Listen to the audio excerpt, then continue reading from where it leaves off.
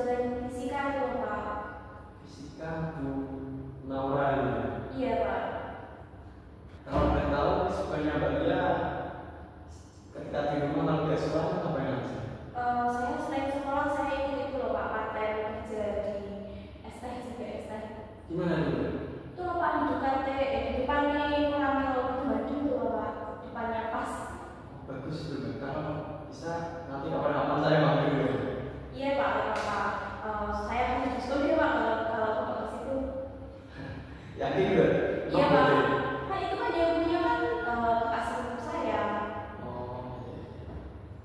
Kalau terus kalau misal di sekolah itu banyak organisasi apa? Saya ikut itu loh Pak, pramuka dan juga OSIS di sekolah. Jadi terbilang cukup aktif ya? Iya sih Pak. Saya kan juga sekretaris daerah di pramuka dan juga pada OSIS saya bagian divisi PDD. Bagus juga. Kalau boleh tahu kegiatan OSIS-nya itu apa saja? Itu loh Pak, kan OSIS kan yang model dalam kegiatan sekolah, misalnya itu dulu pengen ada kajian, nah itu kan dari OSIS yang mempersiapkan gitu. Kalau yang di pramuka kan ekstrakurikuler, nah itu kan yang handle juga anak-anak di pramuka juga. Semisal kalau ada lomba pioner ataupun LKPP itu yang diajukan itu anak pramuka, kan anak pramuka kan terlatih ya dalam PBB-nya gitu Pak. Oh iya iya. Oh iya Mbak Lia berarti di sini ada yang ingin diceritakan atau semuanya ada berbeda ya? Iya Pak, saya mau coba-coba itu lah Pak. Tapi sebelumnya Mbak Lia sudah pernah melaksanakan studi individu? Sudah sih Pak, dulu waktu kelas 11 saya sudah pernah konseling. Kan konseling itu kan Bapak yang membantu saya dalam menyelesaikan masalah itu kan ya Pak. Oh iya benar sudah tahu. Tapi ini Mbak sebelumnya di konseling itu ada beberapa asas juga. Yang pertama itu ada asas kesukaan, di mana Mbak Lia itu kesini tanpa ada unsur paksaan dan juga siapa? Iya kan?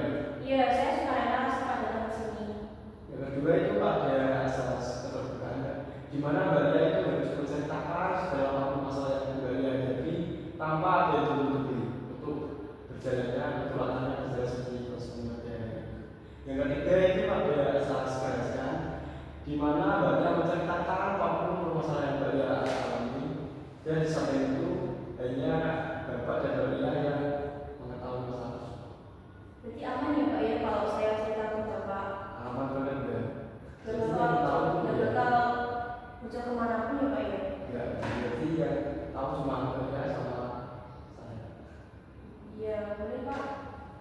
Oke, apakah bisa dimulai Mbak? Bisa sih Pak, saya cerita ya. Oke, bisa cerita. Gini Bapak, kan saya akhir-akhir ini suka sering bolos sekolah gitu Pak. Kan sekarang kelas 12 itu mata pelajarannya semakin lama semakin berat gitu menurut saya, semakin sulit gitu Pak. Lalu saya kayak merasa cemas dan juga sedih.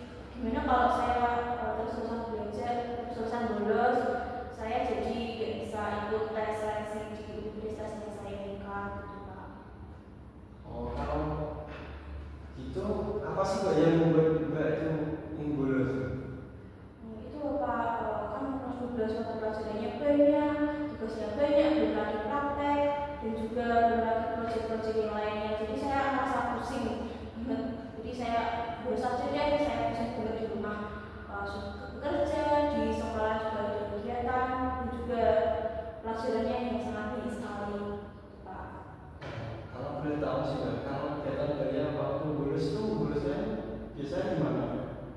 Kalau saya sih lurusnya di dulu ya, kemarin-kemarin itu di kantin, tapi kalau di kantin saya sering ketahuan sih Pak ya, di dekat kelas juga ketahuan.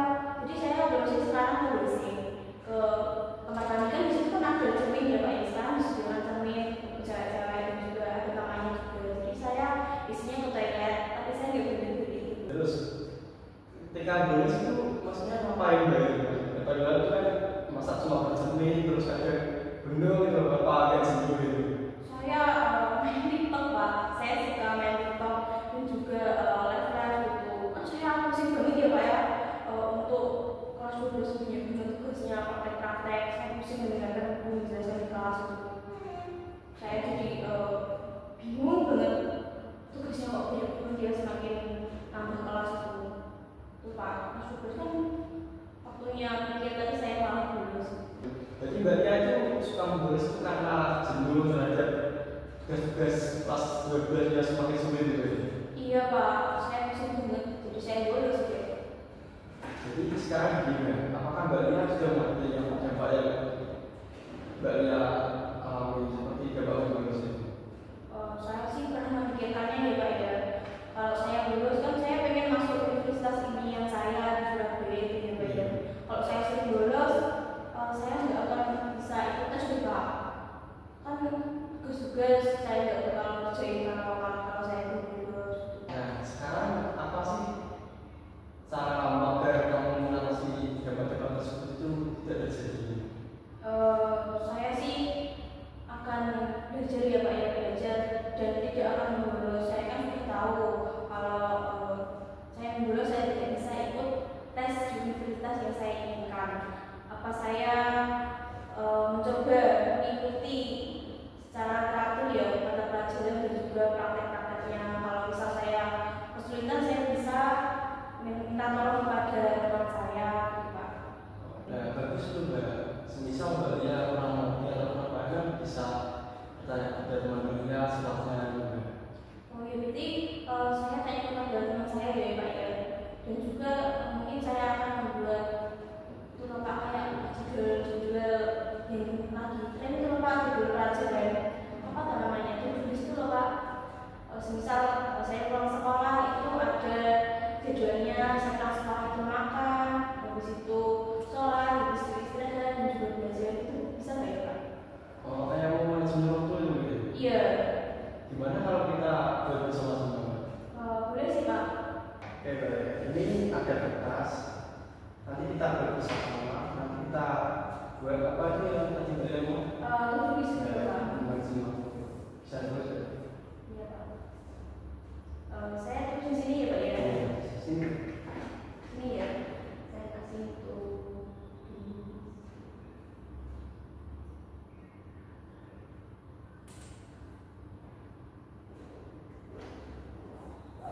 Mungkin saya pulang sekolah itu saya kan Ini apa yang saya biasanya kalau pulang sekolah itu makan dulu Pak, makan. Di situ saya mau istirahat dulu deh Pak. Istirahat. sebentar ya. Iya biasanya kayak ini beneran. Iya. 5 menit lah, 5 menit ya tidur. 5 menit. Dari situ mandi deh Pak. Bersih-bersih diri. Iya. Bersih diri, habis itu maghrib ya Pak ya. Iya. Kalau boleh tahu Mbak itu Mbaknya kayak itu ngaji-ngaji di TPQ gitu. Kalau malam sih Pak biasanya habis maghrib. Kan malam. Iya, habis maghrib berarti habis maghrib saya ngaji dulu ya Pak ya. Di situ kan sholat isya. Saya biasanya tuh bisa aja loh Pak ya. Kan teman saya itu rumahnya dekat, jadi saya ke sana bisa setelah ngaji. Jadi belajar. Situ biasanya 20 menit, 20 menit aja ya Pak ya, terus lama-lama. 20 menit saya cukup juga kan. Lama-lama ya.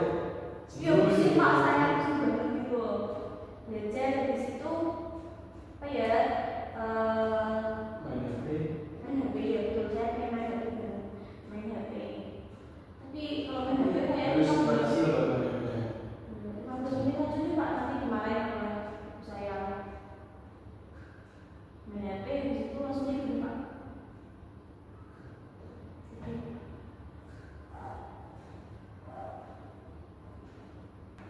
Ini Pak sudah. Oh, ini di bawahnya kan ada kata-kata ya. Ini nanti bisa dicetak setiap kegiatan yang Mbak Lia lakukan itu bisa nanti sampai sore. Terus Jadi kalau misal saya sendiri sudah memenuhi ini saya centang di Pak. iya cetak. Ini kan ada kayaknya 6 nih Pak, 1 minggu. Kalau sudah full berarti saya kesini lagi. Nah, bisa kesini lagi. Insya Allah minggu depan ya. Bisa. Jadi minggu depan saya kesini lagi ya Pak ya. Saya ingin mengidentifikasi atau